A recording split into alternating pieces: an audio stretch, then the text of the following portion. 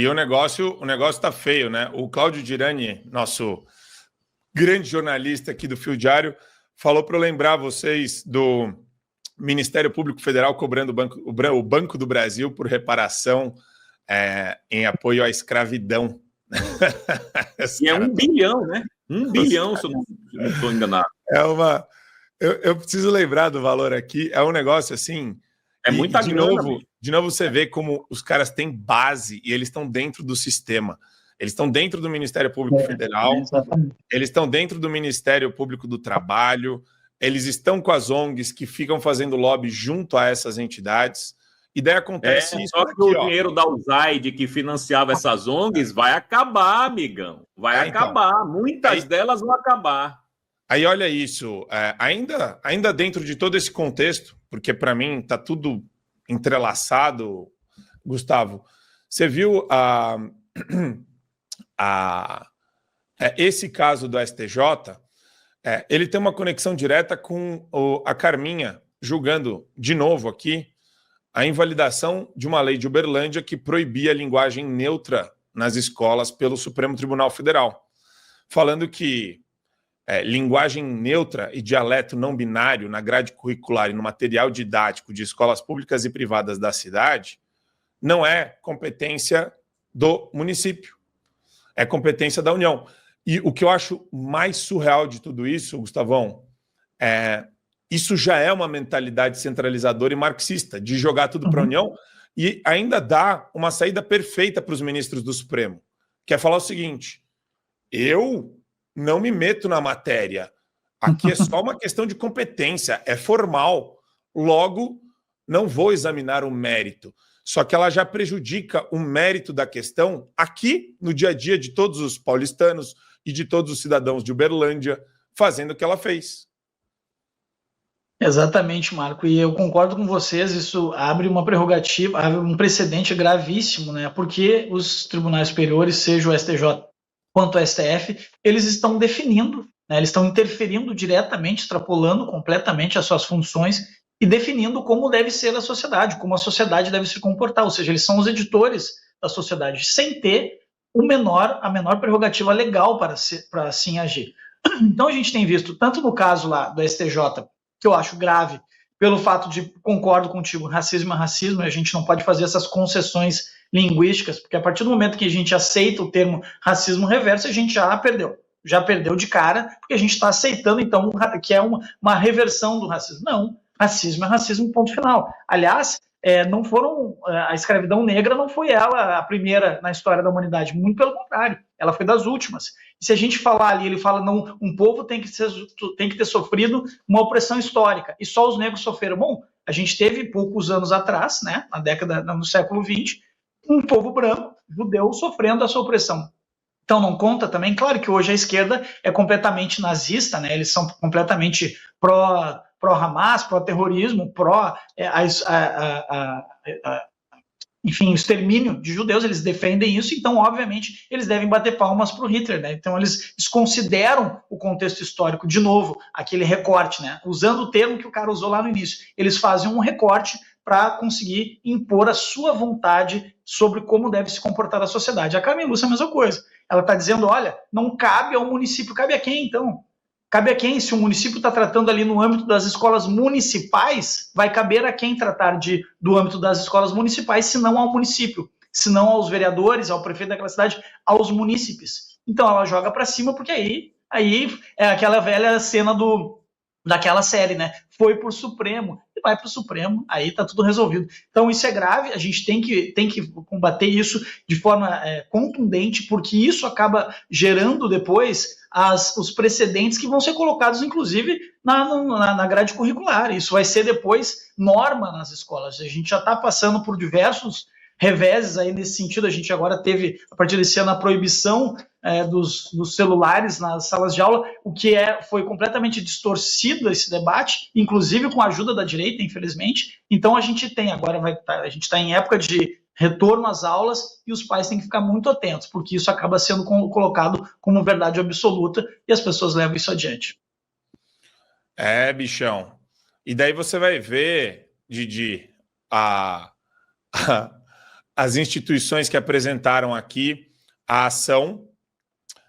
Você vê, enfim, tem uma matéria maravilhosa da Gazeta do Povo, né, falando sobre a participação do Banco do Brasil no tráfico de escravos no século XIX, e essa reparação que o pessoal está pedindo, que eu acho isso daí absolutamente surreal.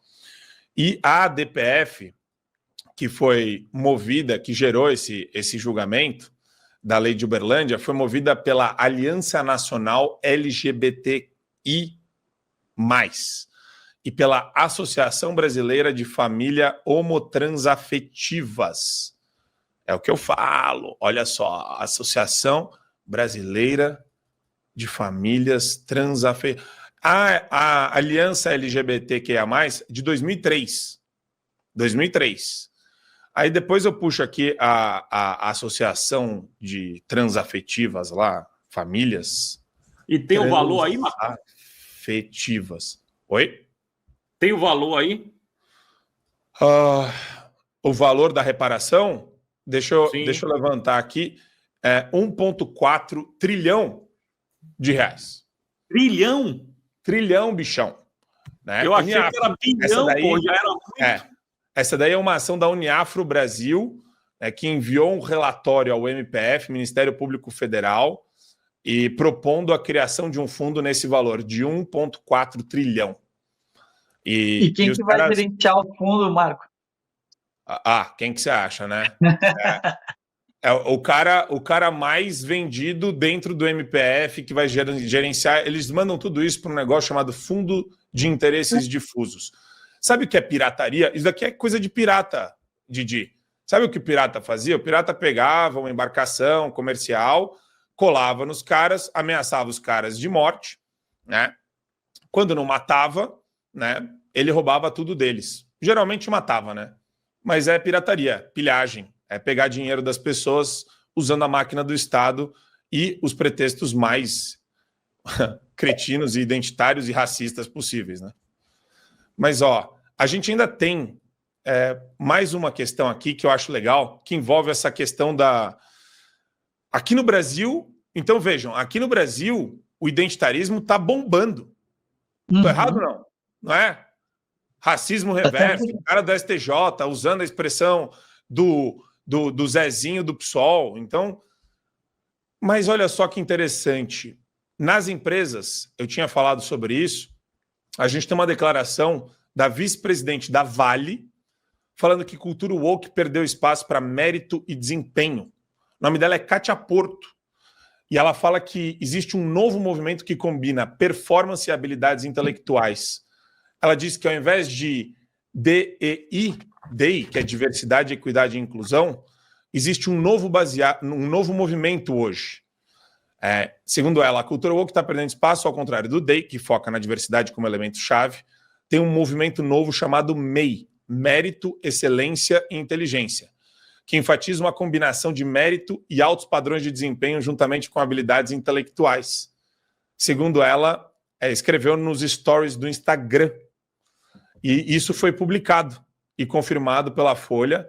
Em nota, a Vale já pisa mais do freio, né?